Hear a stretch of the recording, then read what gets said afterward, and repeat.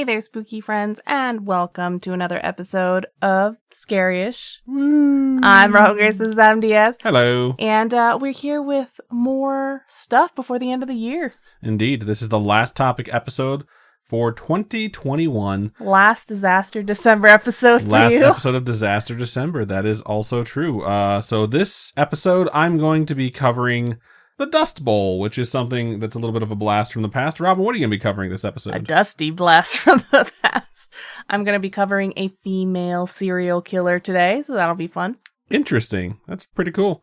I got to say, since the last time we recorded, not a lot has happened. Christmas, all that fun stuff. We had some turkey. It was pretty delicious. Opened some gifts, spent some time with folks, and we're just winding down the rest of 2021 like everyone else. It's like that weird time between the 25th and the 31st where you're like, I shouldn't have to do anything. It just like, that is how I feel, and I actually have vacation right now, so it is 100% applicable for my life. I should be packing, and I haven't packed a single thing. We will be ready come the moving day. So either way, I don't know. Did we see Spider-Man before? We already talked about Spider-Man. Okay, yeah, my days are all sort of running together. I don't even know where I'm at right now, but I think I'm going to be going first for this topic episode, if I am not mistaken. Yeah. So let me just jump right into it. This week is the final week of 2021. I think we can all safely say that we have collectively been through a lot this year. We went through a lot last year as well in 2020. And guess what? 2022 will be filled with challenges as well. That's just how things go. If you're waiting for the universe to align and give you a year where it dumps blessings in your lap and you don't have to struggle in any way, shape, or form, I don't think you've been on this planet that long to know how things go year to year. That said, global pandemic is pretty high up on the list of things that can really throw a wrench in a lot of gears globally. So I think we can give ourselves a pat on the back for making it through the last 2 years overall. There's always been challenges though. Like every year comes with challenges. Sometimes those challenges aren't going to be isolated to 12 calendar months. You know what I mean? Right. Sometimes it's going to extend. That is what's happened with COVID-19. And since we're wrapping up Disaster December, I wanted to cover something that had a big impact that I still see or hear about today. So I started thinking of things that affected my parents or my grandparents that I've heard of but don't know a ton about. And as I was sitting here thinking about it, I took a drink out of my cup of water, and I just sort of thought about how when I used to get a glass at my grandparents' house, the cup would always be upside down. Yeah, at my parents' house growing up, our cups were always upside down. I didn't start putting them right side up until I moved in with you guys, because I just have always grown up with cups being put in the cabinet upside down. Yeah, and it's definitely something that if you've not seen or heard of, you might not be familiar with, and it's something that's small, but was definitely ingrained in an entire generation of people, and then they passed it on to their next generation because it was just a common activity or a common thing that they did. And in this particular case, it is very specifically because of stuff like the Dust Bowl, or the Dust Bowl specifically. So I will be covering the Dust Bowl, and that is something that growing up I had heard about. I've heard about it since then as well, but that might be due to my age. I am 36 years old. I mean, they made us learn about it in school. But they kind of just glanced over it. They didn't really tell us a lot about you guys didn't have to watch movies and stuff on it? No, we never had to watch any movies about the Dust Bowl. Really? You had to watch a movie about the Dust Bowl? Yeah. What was it called? Interstellar? Like Grapes of Wrath or something? No, we never had to watch. I mean, we could read Grapes of Wrath. I think there was like 3 books we got to pick from. But yeah, we never ever had to read it. It wasn't something that we were forced to watch either. And I will say though, because I am 36, I might be exposed to this. Someone that's younger than me might not. And it's certainly due to the fact that we are from the United States of America. There's people that are outside of the United States of America who may have never heard of the Dust Bowl. And I'm not sure how that works. So I'm kind of excited to go over this topic because I learned a lot of stuff doing the research, and I think it's going to be very interesting to go over it. Like I just mentioned, you may have heard of this through a little movie called Interstellar, a Christopher Nolan movie about space, time travel, a bunch of stuff. Essentially, the world's been rendered uninhabitable because another Dust Bowl has arrived that is global, and it prevents crops from growing. That's kind of like the plot to the beginning of the movie Interstellar. So for folks who have not been familiar with it, if you've seen Interstellar, you kind of have a little bit of a hint of what we're going to be covering. And you may be thinking, What's scary-ish about dust storms? Well, for one thing, they're huge and scary looking. It's a giant wall of dust. It looks like Emotep is coming for you, really. And just because they're called haboobs doesn't make them less scary. But any word that has boob in it sounds awesome. And for two, the Dust Bowl was as close as the United States has come to an all-out famine. Like, legitimately, the word famine should scare you. It basically means there's a scarcity of food that's going to result in a massive amount of the population starving to death. And this took place during the Great Depression, which was not the best of times for this to take place in. So all those things combined, it is definitely something that is scary. This was real shit, too. I think a lot of people hear about the Dust Bowl. They think it's just like a reference to an era of time. It's not. Like, it happened over a decade. That decade was the 1930s. And let's be real, the 1930s were pretty effing rough. They were not for the faint of heart. And the Dust Bowl was one of the biggest challenges that cropped up during that decade. Get it? Cropped up. Wow. I was pretty proud of that one. Oh my God. All right, so let me talk about... I made no puns in mine, I don't think. No puns? Nope. A no pun episode from Robin Grace. Nah, I used them all. Did we go out today? Yeah, we went. We did. Yeah, I used them all earlier today. You did. You used a lot today. I have a feeling you're going to toss one in there, just freestyle it in. But let me talk about what happened. So back in the earlier days of the formation of the United States of America, folks came upon the central parts of the country. So places like Oklahoma, Texas, New Mexico, Kansas, Nebraska, Colorado, even North and South Dakota, Montana. These places were kind of new as far as what a biome would be considered. So the climate, along with all of the things they were taking in as far as vegetation, the landscape, it wasn't something that these folks were really used to. The area isn't really a desert, but it was definitely referred to as the Great American Desert for a while, because it gets low amounts of water yearly. I think it's less than 20 inches of rainfall in a lot of these different areas within these states. It's not ideal for the types of farming that these settlers were accustomed to. So it's not treated as farmland very regularly.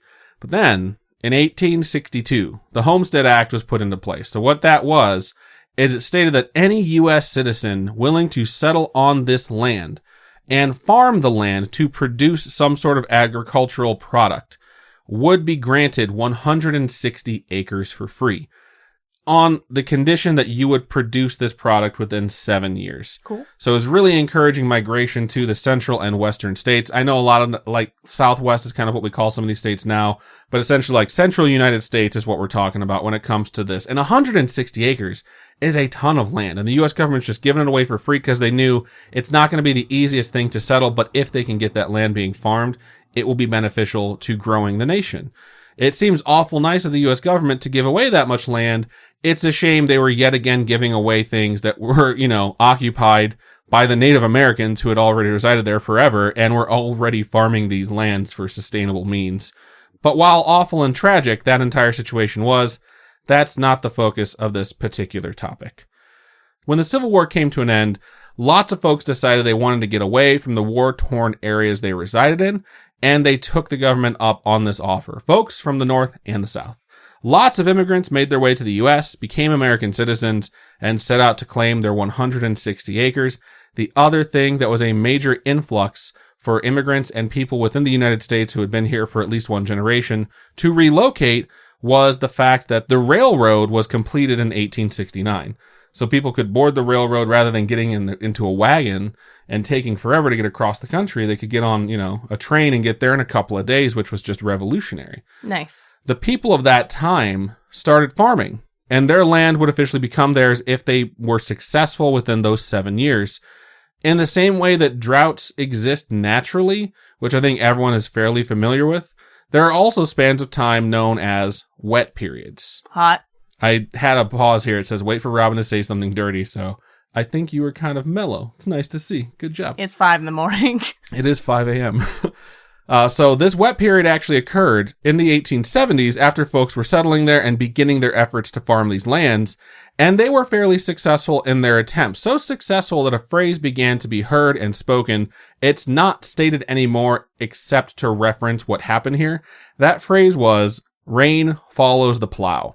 These folks were so clueless. Is that dirty to you?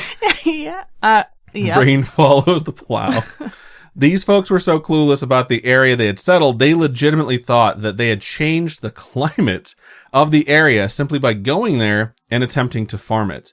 The idea was the rain would show up because you're farming these lands. The whole rain follows the plow thing. That's stupid. It was quite legitimate for several decades. There's no way it's not real. Not how that works. Like we said, though, this is a lot of land. The initial attempts focused on cattle ranching, not necessarily growing crops. But as time went on, a short drought near the end of the 1800s, I think it was like a year-long drought, so nothing very long or sustained hit, and folks realized that it was in their best interest to switch to growing crops instead of going with cattle ranching because they had such a hard time getting through that drought with all the things that they had set up over the last 20 to 30 years. So they started growing crops on much larger patches of land of their 160 acres. 1904, 1909, the offer was expanded. So if you wanted to settle anywhere in the Great Plains region, you'd get 320 acres now. That's a lot of land. It's huge. If you wanted to settle in western Nebraska specifically, you would get 640 acres. As a reminder, Disneyland is 500 acres. So you were given Disneyland plus 15% roughly. Disneyland is only a fraction of the size of Disney World. Disney World's enormous. Yeah, I can't do a comparison on that one, but it's just a ton of land. So this prompted a lot of European immigrants to head over to the United States and claim plots once they got their citizenship. And again, these folks were bringing farming methods that were not necessarily applicable to the region that they were going to settle into. Because they showed up in massive numbers, all this land started to get farmed roughly within 5 or 10 years of each other. And wouldn't you know it, a wet period arrived again to greet these new settlers. There was success during the next decade or two. During the next decade of 1910 to 1920, World War I broke out. And right around that time where World War I was about to end, the Russian Revolution popped off. And those two major events fucked over a huge portion of the world's population in various different ways. And it also meant scarcity of crops. So farmers were able to charge more because that's just how things work. If there's less of something, it's worth more. And they were making a lot of money, which meant they were going to farm even more of the plots of land they owned. So the world needs crops. They're selling them for this increased rate of money. They say, hey, rather than only doing 25% of our land with crops, let's do 50%. And they did. And they upped it as fast as they possibly could. So this continued into the 20s as well. There was money to be made if you have the product to sell. And this is a really crazy statistic to hear. From 1900 to 1920, certain parts of the Great Plains saw their farmland area double. So whatever had been prepared to grow crops in 20 years doubled in size. That's a huge expansion. And if you think that's impressive or frightening, from 1925 to 1930, in 5 years, the same area that I'm referring to that doubled, in 5 years, tripled in size. Wow. So this massive area of the United States of America was just being tilled so they could grow crops, so they could sell crops, so they could make money. And then 1930 hit. And when 1930 hit, things got a little crazy. So in 1929, we have the arrival of the Great Depression. Things basically for the economy of the United States of America and somewhat the global economy as well goes tits up. So all the things that have been happening over the past 30 to 70 years regarding these farming techniques have also set up for yet another huge problem that's going to hit in 1930. And that is that they were not farming using the right techniques because they're in a completely different climate with completely different land that they were not used to. They had wet periods where they thought they were being successful, but because they're about to get hit by a drought, things are going to change. The farming that they have done has, one, basically only been successful because they were getting decent rain, and two, hadn't had sustained windstorms in the amount that they were going to see in the 30s. Okay. So moisture in the soil helps soil stay on the ground. That's just basic. It's heavier.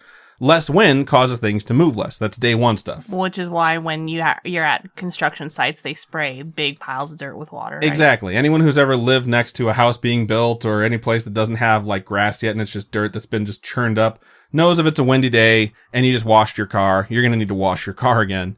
The amount of money to be made and the reluctance to hire on more help and pay help better, which is a completely different issue, which was happening for the last 20 or so years, was meaning that people were cutting corners in a bunch of various different ways. If you were about to plant and you needed to get rid of weeds on your land, they were setting the land on fire. They were getting rid of the weeds by basically burning all the vegetation that would grow because they were about to plant. So what does it matter?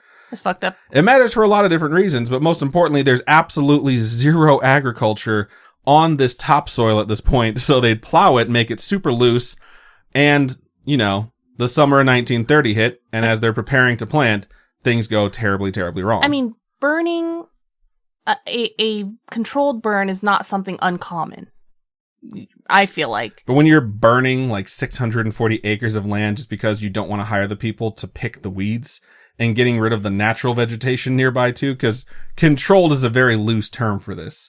It basically was controlled in the fact that they burned as much as they could without having it spread and become a massive wildfire, which in some cases it actually did. Oh, okay. So, no surface vegetation at all because of this. Summer of 1930 hits, the drought hits. There's no rain.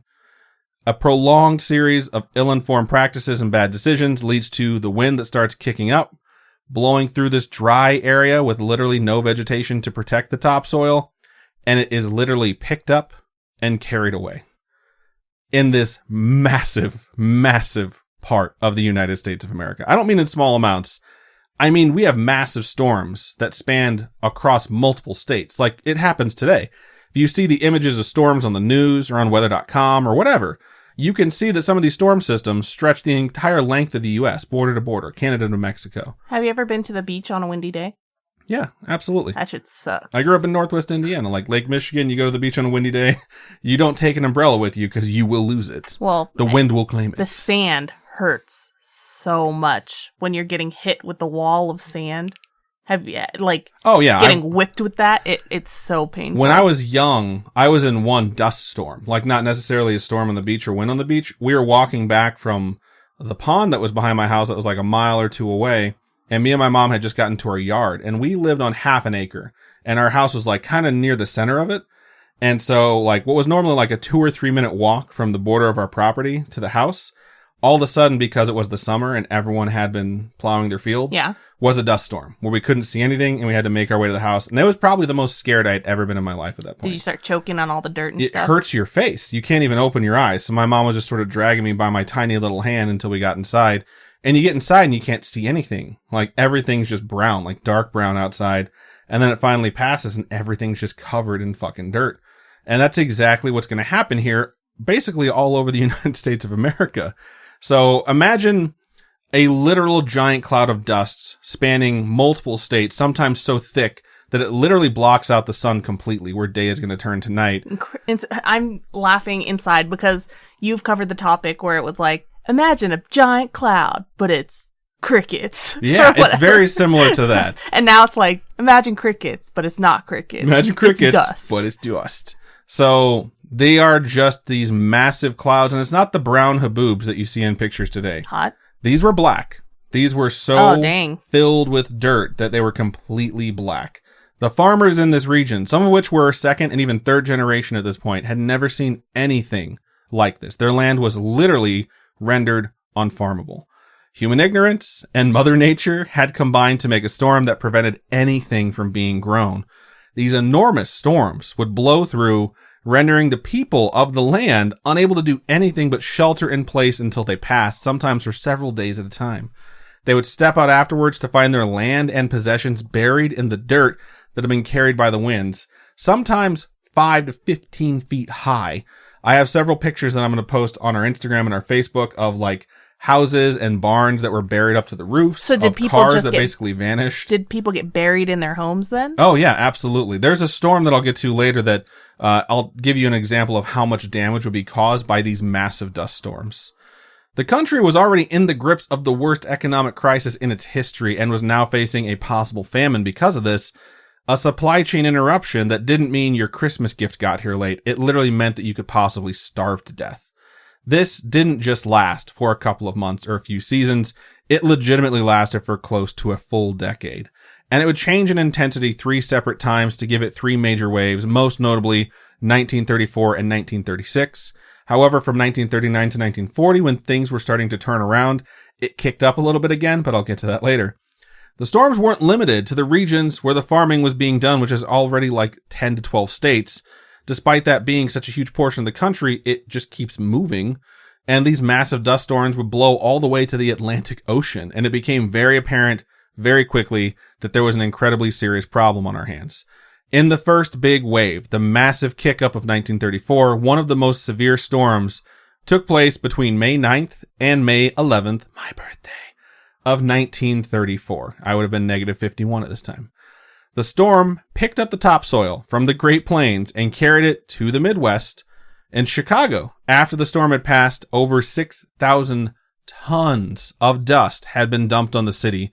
That's 12 million pounds. The storm swept through Cleveland, Buffalo, Boston, New York City, and Washington, D.C. before it made its way out to the ocean.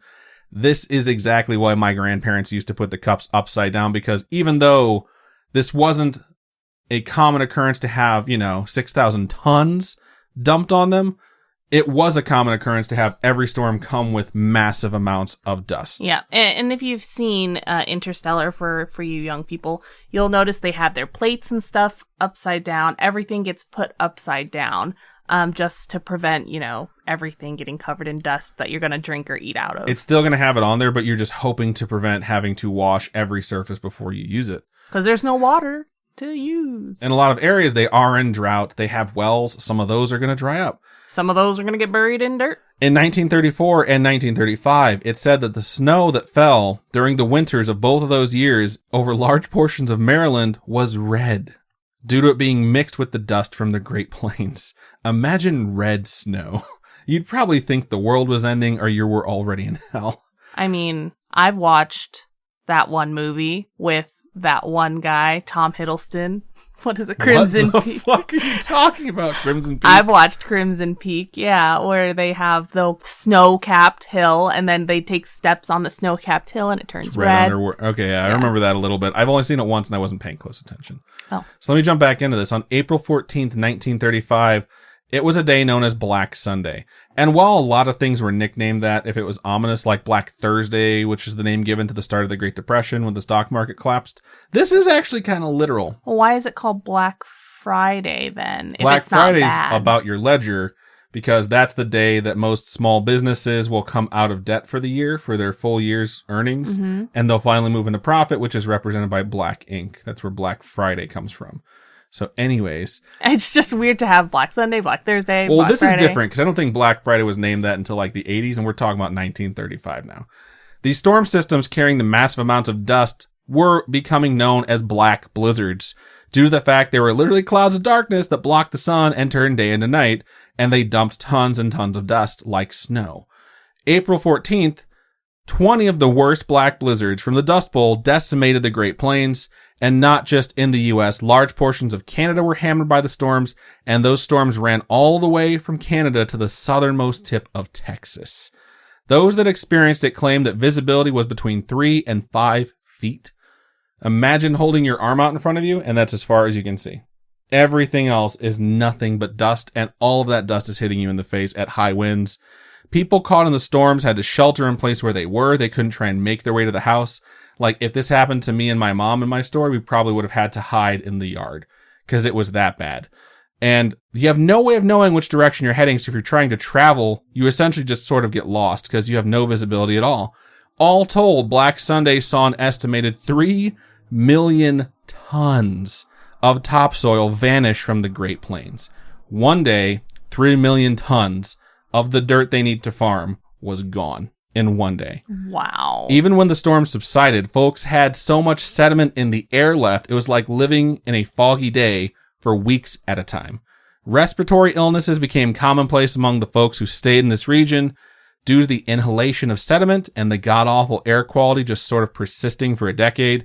There was an illness that became known as quote-unquote dust cold, where you would start coughing and you would get sick because you were inhaling so much of this stuff. It's not shocking that after the disastrous conditions showed no sign of slowing, people began abandoning the regions. They're like, something's wrong. Things aren't getting better. We need to get out of here. Nothing can be grown. Travel's almost nearly impossible. Even without a literal famine, the ability to obtain the simplest of items becomes a dangerous mission because you have to leave your house. Storms were so severe Houses were damaged and filled with dirt to the point that the only salvaging to be done after a storm was to just tear them down and build a smaller, sturdier structure. After the massive storms on April 14th, over 350 houses were torn down because they were rendered unlivable in a single day. I feel like Matt Damon had an easier time surviving on Mars and The Martian. Like, that's how fucking bad it was. I mean, that building blew up and then he couldn't make any more One potatoes. time, though. Like, just one time it blew up. He had one storm he had to deal with. All right, low estimates put the displaced amount of people for the longest time at 600,000. But newer accounting of the population based off of census data shows that a shift that took place is more accurately counted to be near 2.5 million people. At the time, in 1936, when this displacement was taking place, that's 2% of the American population that suddenly became homeless or abandoned their homes to migrate somewhere else. That is insane. That would be... Even when Katrina hit, right? There was still a struggle to display, like to find a place for all those people to move into. I can't imagine. There's not even anywhere for these people to move into. Yeah, you're going to like this next statistic because I had a feeling you might mention Katrina because you grew up, or at the time that happened, you were in Texas. I was in Texas. Where a lot of the displaced folks wound up going to school. Yeah. So if we were to displace 2% of the American population today, it would be 6.6 million people. That's almost 7 times the amount of people displaced by Katrina. That is how substantial this was. A good deal of those people that left went to California. In fact, the migration of folks during the Dust Bowls to California from the Great Plains, that wound up bringing more people to California than the fucking gold rush. Wow. That is how substantial the migration was. The efforts during that time to assist the folks from the U.S. government was multi-pronged is the best way to put it. People received financial assistance to prevent them from literally dying. Okay. Because they needed to afford stuff and they couldn't sell crops because they didn't have any, and they needed to buy things during the Depression, which was the hardest thing. Experts in farming were brought in to determine what the fuck had happened to cause this and how to prevent it in the future. Measures wound up being put in place for those that stayed in the less affected areas to ensure that wind erosion, as it was becoming known, would be prevented in current and future conditions. The government paid farmers who stayed $1 per acre to do things correctly once they figured out what the problem was, because despite causing this issue, these motherfuckers still insisted erosion was fake. They thought what was happening was some sort of punishment from God. They thought what was happening was some sort of natural disaster that they couldn't explain. What they knew, though, was it was not their fault. So between 1937 and 1938, once they were given money to do things differently, which meant more work. It meant more work. It also meant less tilling of the land because you don't want to have all of your topsoil loose. But between 1937 and 1938, the amount of soil eroding had been reduced by 65%. That's good. So the things that they put into place, the rules that they said, if you do it this way, it'll take more time, but you won't lose your entire livelihood to the Dust Bowl. Once that was put in place, around 2/3 of the erosion had stopped. 1939 saw the drought begin to end as the rain came back. So throughout those 10 years, they were deprived by over 25% of the annual rainfall, which if you're getting less than 20 inches of rain a year is pretty god-awful. So they start to get closer to normal rainfall, but so many farmers immediately wanted to abandon the new techniques and do things essentially the old way. It became clear that this method of farming needed to be adopted, or else a new Dust Bowl was going to come again because the drought hadn't fully ended yet. And those who abandoned the new methods too early were unable to sustain a crop because their stuff was still getting carried away, and they had to abandon their lands as well and migrate elsewhere. So basically, new techniques were put into place. People didn't want to adjust because they liked doing things the old way. As soon as things got slightly better, they completely abandoned the new ways, and then they fucked themselves over completely. People still do that, and not just with, like, farming stuff. It's just in life in general. Just saying that out loud, I guarantee you someone's like, yeah, I know someone who was probably a farmer back in the day, or acts like one of those farmers from back in the day who didn't want to change things. So, over the decade the Dust Bowl lasted, nearly 7,000 people died from storm-related incidents, or most commonly dust cold, from inhaling this dust. When folks returned to the region, they did so in significantly reduced numbers, evaluation of the land showed that 75% of the topsoil no longer existed. It had been picked up, carried away, and deposited across the United States, and a lot of times in the ocean. The impact on the land and the value of the land from the Dust Bowl carried on for the better part of 3 decades, essentially reducing what the land was worth because it was unable to grow crops now by like 46 to 70%. It didn't help that this took place during the Great Depression either. In 1936, at the height of the Dust Bowl, the total in losses, strictly financially speaking, if we're talking dollars and cents here, was $25 million a day in 1936. That meant, in today's money, if this disaster were to take place today, it would be $499.9 million a day in economic losses. That's insane. That's $500 million a day. That's insane. That's at the height. Obviously, when things weren't as bad, but still bad, it wasn't that high, but that's fucking nuts. You should have pulled up how much money was getting lost a day because of COVID, because everything was shut down. You know what I mean? So it's like, we won't really know the impact to the global economy from COVID until everything's said and done, but it's going to be the greatest economic disaster in the history of the human race, without a doubt. So, all right. That said, everyday losses were not always the same amount, but it's safe to say that if it happened today, this would result in trillions of dollars lost. And one of the craziest things about this decade-long disaster is that it was completely man-made. Droughts are things that are just going to be a part of nature. Droughts happen, droughts come, droughts go. But when prolonged human activity in this region leads directly to a drought causing massive storms for 10 years that render the land uninhabitable, basically, and definitely unfarmable, that is something that we have done that we didn't realize we were doing the quote-unquote wrong way. I mean, it's easier for us to look back nowadays and say, man, they farmed this the wrong way. But no one then knew. They really couldn't even know. You know, no one knew about wind erosion and how farming the Great Plains was going to affect things when the massive drought showed up. It's impossible to predict the future. We'll never know what sort of impact what we are doing right now is going to have on tomorrow or 30 or 70 years from now. We watched a movie the other day. I think it was the I Love Lucy movie.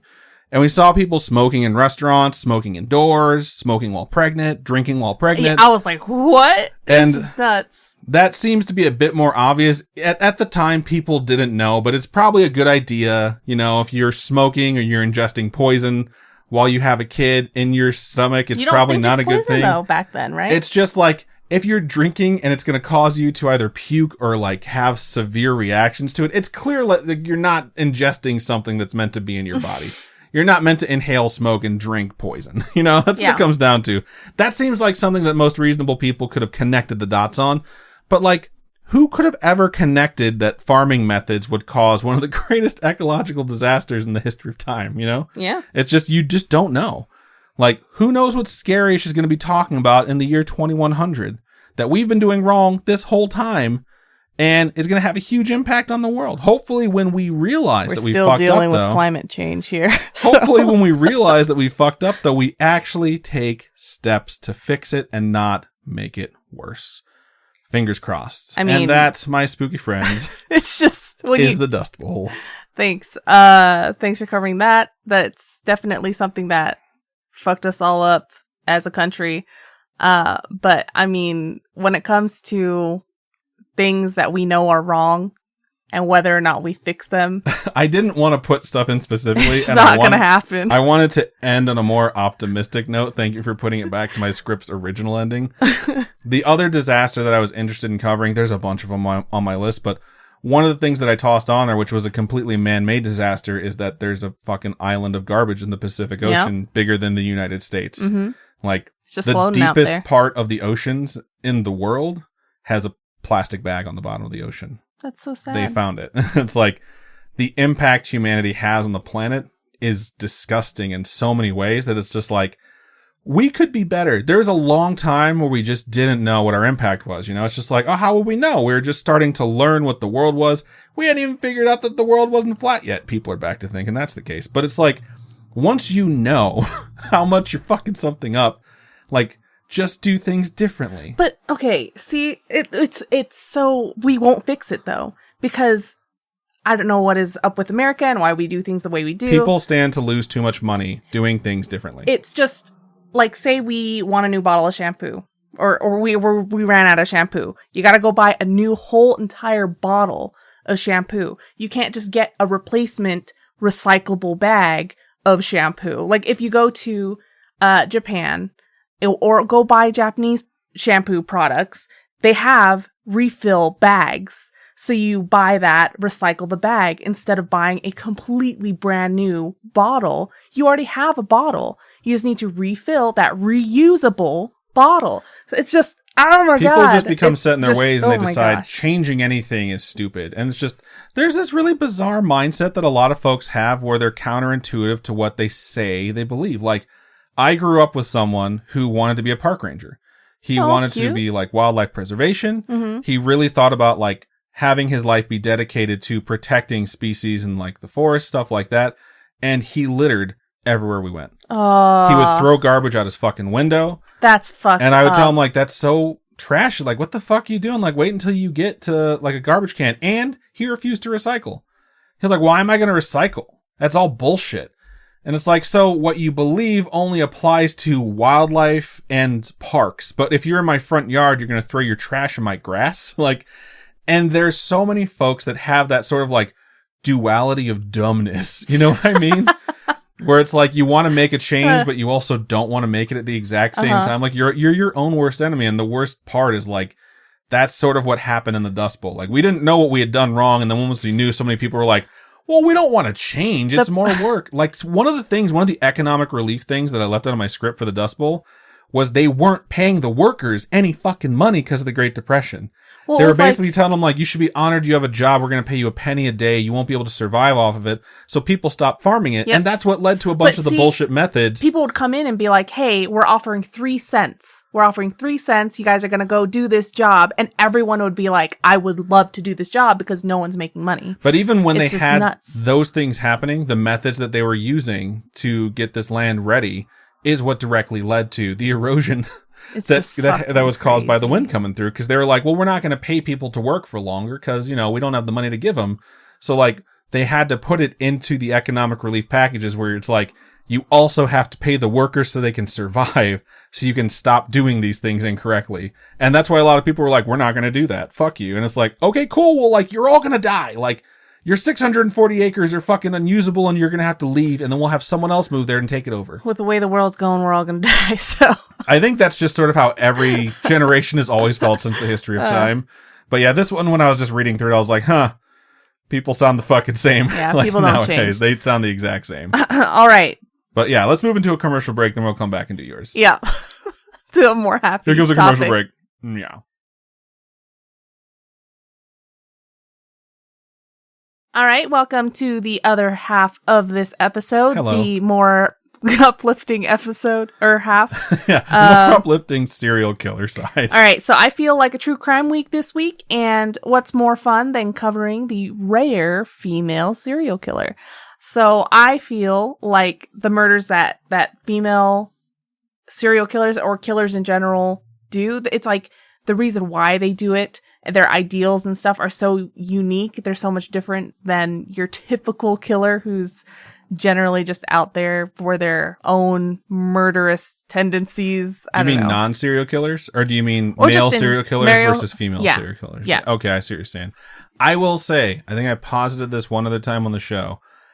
I think the numbers that show how few female serial killers are out there compared to male serial killers might be skewed by the fact that I feel like female serial killers don't get caught as frequently because they're more meticulous. I sincerely feel that way. Yeah. But I'm not trying to be sexist about it. I just think that that's the case in a lot of the female serial killers we've covered, where it's like, God damn, like they killed a lot of people. And a lot of times they only got caught because they were just like, I guess I'll just admit it now.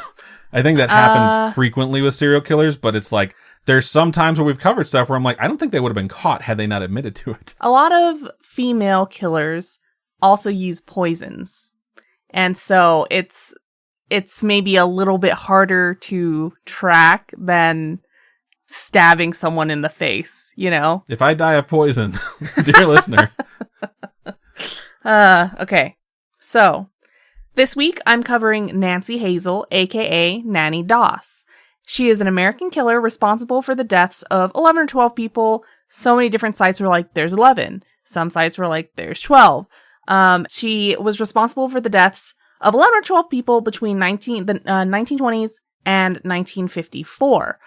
She goes by other names like the Giggling Granny, the Lonely Hearts Killer, the Black Widow, and even Lady Bluebeard.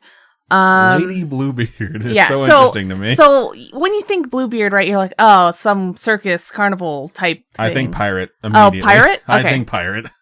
So the reason why is Bluebeard is a French folktale about a wealthy man with a habit of murdering his wives. Got it. Apparently, Bluebearding is a way to describe the crime of killing a series of women or seducing and abandoning a series of women.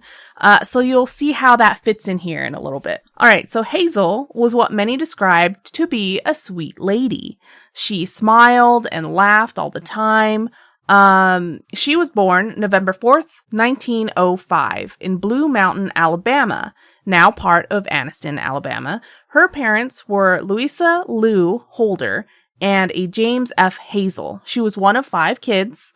She had 1 brother, 3 sisters. Apparently, she and her mother both hated their father because he was controlling in all aspects of their life. A lot of places that I was researching from said that he was abusive too. His children were all forced to work on the family farm, which is funny that you covered farming in your topic. He forced them to work on the family farm instead of going to school, which led all the children to have pretty poor academics. No one protested when she left school after 6th grade. So she really didn't have a high school education. She kind of just went straight into working.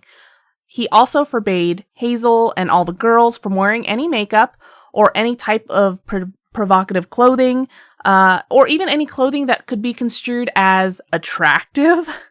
Like, you can't look good? Yeah. What an asshole. They weren't allowed to go to dances or any type of social events. He believed that by restricting them, he would prevent them from being molested by men. As we know, there are some sick fucks out there that molest others, and they don't necessarily care what you wear or what you look like. And I just hate the idea that people are like, well, so-and-so asked for it because they dress this way. If you don't dress that way, it won't happen. It's like, that's fucking horseshit. Yeah. When Hazel was 7 years old, she was on a train to visit some relatives in southern Alabama when she hit her head on a metal bar on the seat in front of her when the train stopped suddenly. So for years after that, she suffered from severe headaches, blackouts, and depression. And these lapses in her mental stability were kind of what she blamed that head injury for. So for everything that she does in her life from now until she dies, she blames on that accident. Interesting. As she got older, she starts growing into her hobbies and her likes. One of her favorite hobbies is to read her mother's romance magazines. And she kind of imagines herself in them, right? She's dreaming of her own future and her story of romance and stuff like that. Later on, this evolves into her interest in the Lonely Hearts column in papers. Having a father that restricted them so much, it was like an escape, right? She wants that affection. She wants that love. And I went to Catholic school. So for me, I know I went to Catholic school for middle school. And then when I got into high school, you go to public school and you're like, I'm going to get a boyfriend, because I haven't been able to do anything in Catholic school. So I can see the desire to want to imagine your life differently. And plus, you're inexperienced with all this stuff because you've been restricted your whole life. And then you get out of that controlling hand and you're like, I need to go do crazy stuff.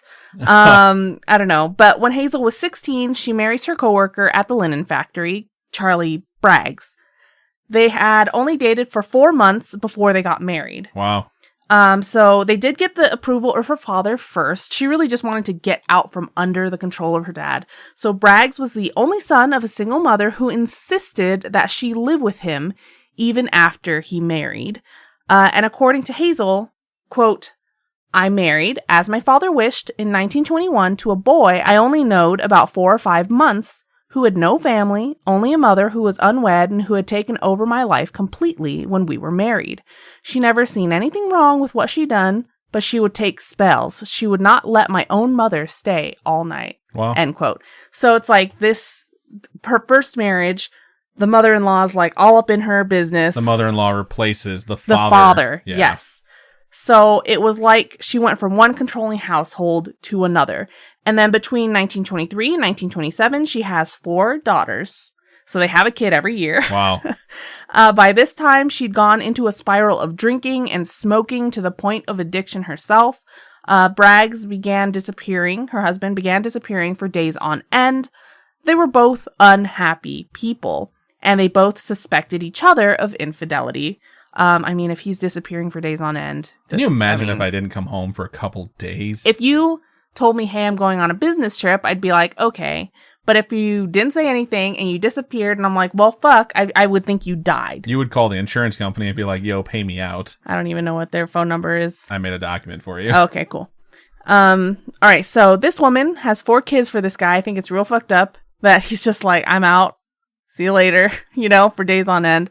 In 1927, they lose 2 of their middle kids. Wow. So they lose 2 of their middle children to what is suspected to be food poisoning. Oh, no. Soon after this devastating loss, Braggs takes their eldest daughter, Melvina, and ran away with her and left Hazel with their newborn named Florine, Florine. Soon after, Braggs' mother dies and Nannie goes to work at a cotton mill in order to support herself and her daughter. 1928, a year later, Braggs returns, but he returns with another woman. So he comes in, brings his girlfriend, who is a divorcee and has her own child. Soon after that happens, Braggs and Hazel get divorced, understandably, considering he brings in a new girlfriend. And then Hazel takes her daughters back with her to her mother's house. According to Braggs, he left because he was always frightened of her. And that's why he left. Interesting. But, I mean, why would you come back then? Why don't you just get a divorce to start with then? I don't know. In 1929, at the age of 24, she marries Robert Franklin Harrelson. They meet and marry that same year. She is just fast. She's like, boom, boom, boom, marries all these people, you'll see. They move, he's from Jacksonville. They move in together, with her 2 daughters. After a few months of marriage, she finds out he's an alcoholic and finds out he has a criminal record for assault. Despite knowing this, their marriage lasts 16 years. Oh, dang. So maybe that works for her, she has no more children, but does have grandchildren. Her eldest, Melvina, has a child in 1943, and another 2 years later that unfortunately did not survive. While in the exhaustion of post-labor, Melvina thinks that she saw her mother stick a hat pin into the baby's head. Oh my God. And a hat pin, I don't know if you guys know, is huge. It is long. Okay. It is huge. When she asked her husband and sister for verification/clarification, they simply said that Nannie had told them the baby was dead. And that being said, they did notice her holding a pin in her hand. But the doctors never gave any definitive explanation for what happened to that child. The death of Melvina's second child led to the separation of her from what is essentially her baby daddy. She begins dating someone her mother disapproved of. So Melvina's visiting her father after a particularly nasty fight with Hazel. During this visit, her son Robert dies mysteriously under Hazel's care. Wow. On July 7th, 1945. The death was determined to be asphyxia from an unknown cause. 2 months later, Hazel collects the $500 life insurance policy she had taken out on Robert. That's almost $8,000 in today money. After World War II ended, Hazel's husband, Harrelson, partied a bit too hard, getting way too drunk. He rapes Hazel, which snaps the last straw for her. They're married for 16 years, right? But this is like the last straw. So she takes his whiskey jar and tops it off with rat poison, and he is dead that evening. Wow. And that was not her last husband. She marries Arlie Lanning, whom she met through a Lonely Hearts ad while in Lexington, North Carolina. They marry 3 days after meeting. So they meet 3 days later, married. He was an alcoholic and a womanizer. That being said, it was Hazel who would be the one to disappear for months on end. Months this time. Yep. While home, though, she would play the perfect role of housewife. When he dies from what is thought to be heart failure because he's an alcoholic. So they think he dies because of all the alcohol he's drunk and he's just fucked up his body. So at the funeral, all the townspeople come out to support her, which is crazy. Their home had been left to Lanning's sister, which mysteriously burns down soon after. The insurance policy for that home went to Hazel.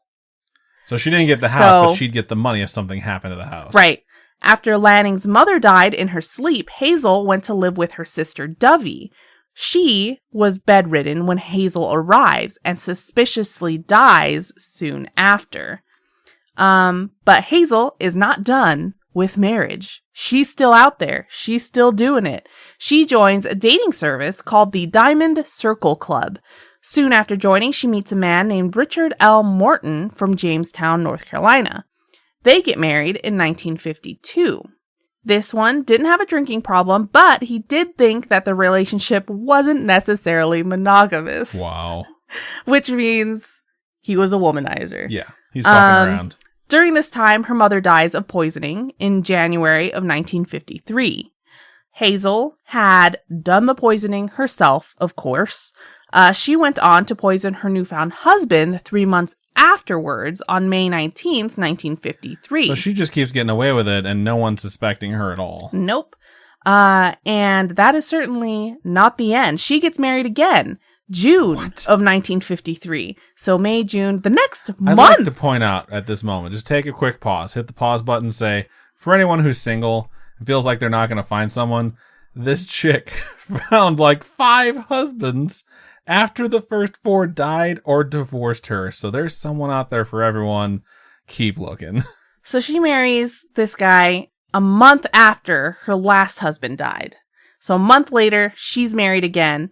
And this became her final married name. So she marries Samuel Doss from Tulsa, Oklahoma, giving her the name Nancy Nannie Doss. So Samuel Doss was a minister who had lost his family in a tornado in Carroll County, Arkansas.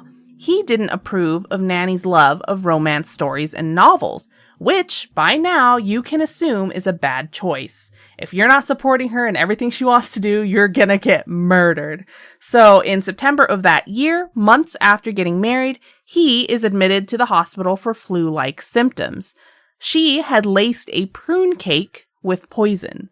So he's in the hospital, getting fixed up. Doctors diagnose him with a severe digestive tract infection. They treat him, release him on October 5th, 1953. He is found dead on October 12th, a week later. I was going to say, he made it 7 more days. So a poison-laced coffee was used to finish him off. Because of the sudden death of Samuel, doctors ordered an autopsy be conducted on him because it's just so sketchy. The autopsy reveals that he had a large amount of arsenic in his system, leading authorities to arrest Nannie. Apparently, she was in such a rush to collect on the 2 life insurance policies she had taken out on him that she didn't even think what it would look like if he died so abruptly like that. So she's getting careless at this point because she hadn't been caught. I mean, what was she? She was born in 1905. She's already 50. She's like, I've been doing all this stuff. When questioned, Doss confessed to killing 4 of her husbands, her mother, her sister, her grandson, and 1 of her mother-in-laws, which was Arlie Lanning's mother. Despite these confessions, the state of Oklahoma focused their case on the murder of Samuel Doss. She pled guilty on May 17th, 1955, a couple years after his death. And she was sentenced to life imprisonment. Doss was never officially charged with the death of any of the others. So she pretty much got away with it. Authorities did exhume some of Doss's previous victims and found they each had high amounts of arsenic and rat poison in their systems. Her reasoning behind the murders was that she was in pursuit of the perfect husband, like the perfect romance story. I mean, I can see why she would want that, but the insurance policies probably had something to do with it too. Yeah, I was gonna say I don't buy that for a second. It's just like it's clearly about the money if she's trying to collect immediately after killing her husband. A part of it is that she had such a controlled life growing up, right? That she just wanted this. She had this crazy desire for love and affection that became an obsession with her. She had this unattainable version of the perfect man produced by reading all that stuff. Plus her being so suppressed for so long. And if things weren't perfect, which they never ever will be, it's just like, all right, well, he's got to die now. Which is, she's smart enough to take out life insurance policies on these people before they get killed. So it's not like she's just doing this because she just wants the perfect romance. Like, I'm sure the primary motivation here is the fact that she's making lots and lots of money. She was probably sitting there like, it's not about the money, money. And notice her, notice her like clubs that she's joining to find husbands. Like the first one's like Craigslist, and then she gets like Diamond Club buyers, blah blah blah blah. Like there's one of them that sounds super fancy. The Diamond Circle Club. Yeah, once she's already killed one or two of her husbands and collected some life insurance policies, it's like I can just see it being like richwidows.com or something like that nowadays. Apparently, she was given the name Giggling Granny because every time she told the story of how she killed her late husbands, she would laugh. And that's why the investigators, the journalists that were talking to her, gave her that name. Nannie Doss died of leukemia in the hospital ward of the Oklahoma State Penitentiary in 1964 after serving 9 years in prison. Charlie Braggs was the only husband to escape her murderous wrath. He's the only survivor. He was a pretty bad one, too. Yep. I mean, he was brave enough to bring in a new girl into his life. I wonder if he said he was afraid of her to people when it first happened. Or after. After the fact when people started dropping like flies. That's what I was thinking, too. Yeah, because it definitely seems like that could also have contributed to the fact that she was so upset and hurt and clearly traumatized by the previous male relationships that she had had, where she was just sort of seeking vengeance if they weren't the ideal like thought of what she thought a partner should be. She was like Joseph Gordon-Levitt in 50 Shades, 500 Days of Summer. In 500 Days of Summer, except, you know, the granny version and much more crazy where they murder it. She's definitely not as hot as Joseph Gordon-Levitt. Wow. I don't know, that picture you showed me, whew, she was a looker. Shut up. JGL, hit me up. So, anyways, that was pretty good. It's always really interesting to cover female serial killers because they come from like this different perspective and they have this sort of different motivating factor. This one just got lazy. I think she just was so accustomed to getting away with it that over the decades where like medical science was advancing, they could start finding out what had happened. And she thought because, you know, she poisoned them and no one really checked, she kept getting away with it. She just kept on going and kept on going.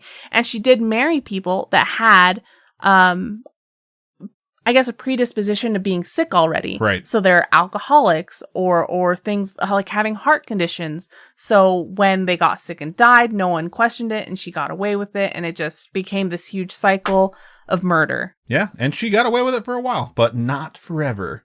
I was wondering if she was going to wind up serving like a few years and then getting released and then dying after she got released. So I was actually kind of relieved to hear that she was in jail for 9 years before she passed away, because the idea that they would throw out all of the murders except for one to prosecute her, probably because they thought it'd be the easiest way that they could get a conviction. I don't even think she made it to 60, though. It's kind of sad. Yeah, you said she died in 64, I think, right? And she was born in 1905? Yeah. Somewhere around there. So she was just at 60 or just under 60? Yeah. But either way, so fascinating topic. I think it's a pretty good show to wrap up 2021. So yeah.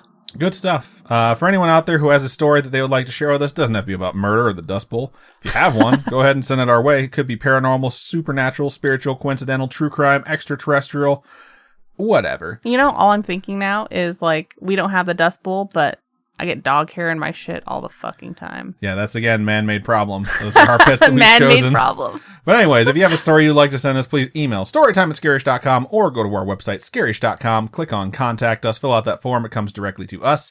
Or you can hit us up on any of our social medias. Twitter is @ScarishPod, Instagram is @ScarishPodcast, and Facebook is facebook.com/ScarishPodcast. We would love to hear from you. Robin, for folks who would like to donate to us, how can they do so? You can go to patreon.com/ScarishPodcast. Those are monthly donations. Tiers start at $1. You can also go to ko-fi.com/ScarishPodcast. And those are one-time donations. All your donations go to helping us keep this podcast going. Indeed. If you listen this long, we appreciate you. And I will say, prepare your ear holes because we are approaching the new month, which means January Patreon push. Which I'm excited for because I like yelling at the microphone, Avi. But thank you so much for joining us for episode 211. Robin, why don't you go ahead and sign us out? Keep on creeping on, and we'll talk to you guys later. Bye-bye.